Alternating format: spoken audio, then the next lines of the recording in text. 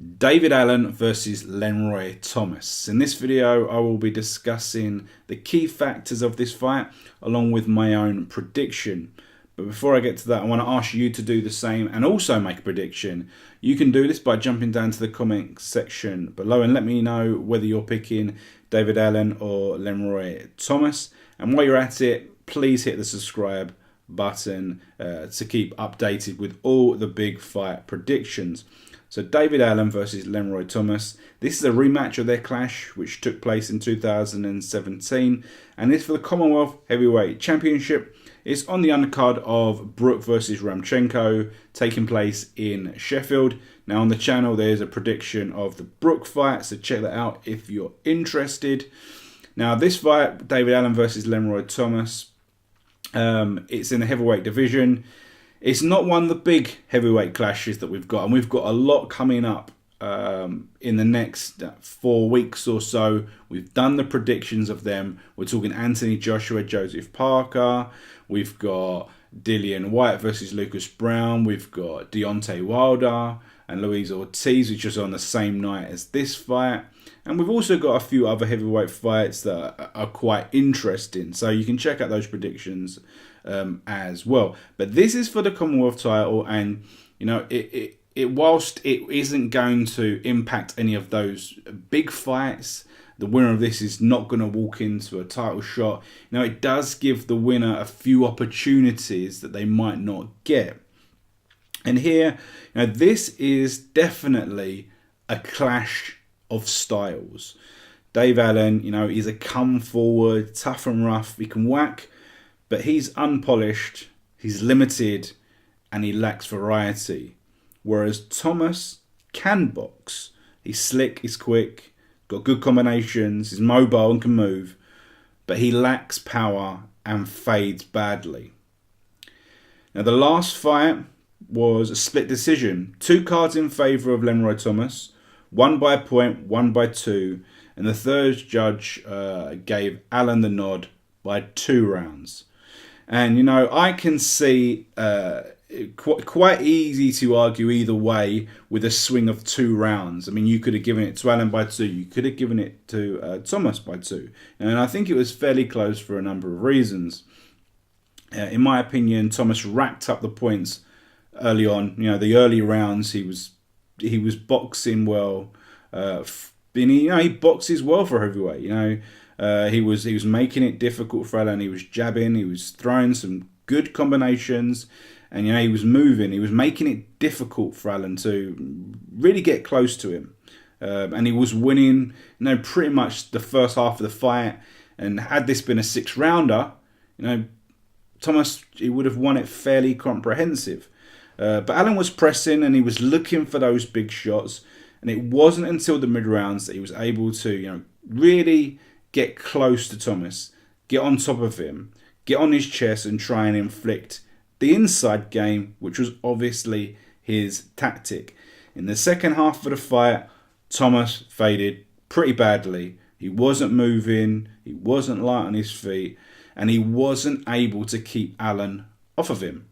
Regardless of what Allen was able to do, Allen was leaning all over him. He was throwing shots.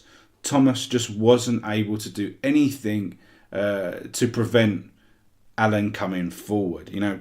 But ultimately, the cleaner work was done by Thomas, which is why he got those judges' scorecards in his favour. You know, infighting is always difficult to judge. You know, these fights that are messy, they're close, we've got a lot of holding, a lot of leaning. The judges' scorecards are often quite varied, depending on what they like, depending on where they are. And we can see quite unusual scorecards in the past. I mean, here I don't think that was the case, but, you know, to back up Allen, he may have deserved more rounds from some of the judges. Just when it's messy, you get those sorts of things, okay?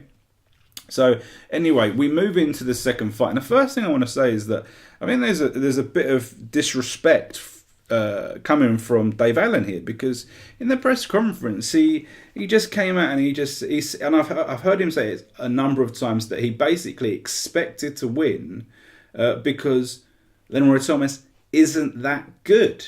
And just by watching the fight, we can know that's the case.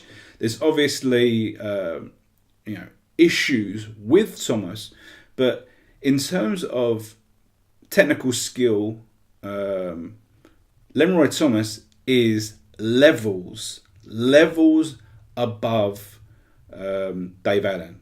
I mean, you can see he's much slicker.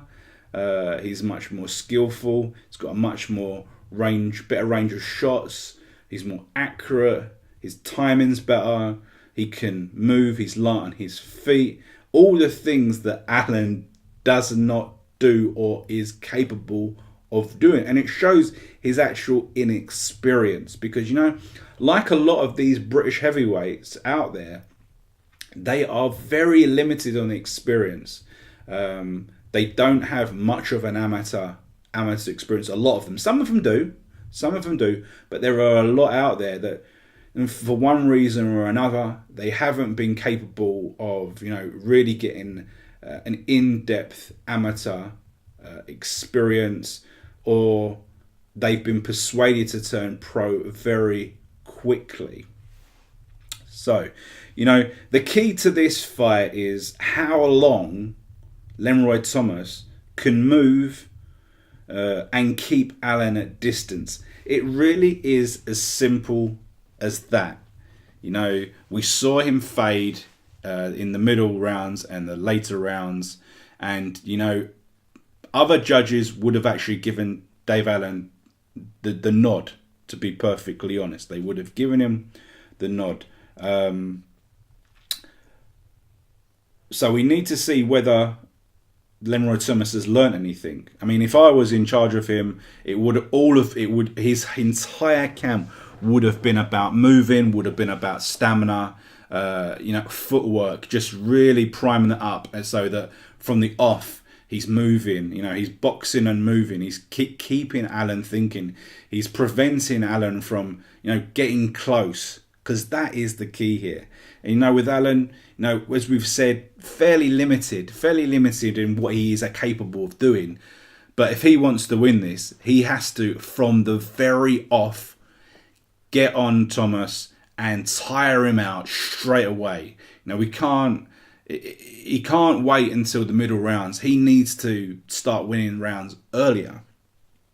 And as I say, he needs to do that from the off. And if he can, it's the simple facts are, if either of these guys inflict the correct game plan, they can win fairly easily, I think. And I mean, that's the problem when predicting the outcome of this fight. I would say that probably Dave Allen will be motivated because he knows this is pretty much his last opportunity, a decent payday, or trying to better his career and not become a journeyman. Okay, I believe that. I think he'll do enough. I think he'll go from the off, and I think Thomas, he won't have that desire to really crack on, move, and really do what he's probably capable of doing. He showed it in glimpses, a bit more class, but I have to favour Dave Allen here, and I hope that he can do it. Seems like a nice guy. He seems to be very popular, and we want these popular fighters to keep going, keep on improving, get those big fights. We saw Eddie Hearn say at their press conference that this is basically his last chance. Dave Allen's kind of, making joke and making light of it, but he really needs to knuckle down and be serious here, because he's just, if he loses, what is there? He'll just be fed. He'll be fed to some of these younger guys. If he loses here, his next fight will either be against Joe Joyce or Daniel Dubois. It's as simple as that. And he'll probably lose both of them. But a win here, it can change things. Gives him that Commonwealth title. Gives him the opportunity to get some biggish fights. Fighters that are probably a bit more established here. But there you go. So that's what I think about this fight. Let me know in the comment section what you think, how you see this fight going. Remember to check out the channel for any other predictions and subscribe to the channel.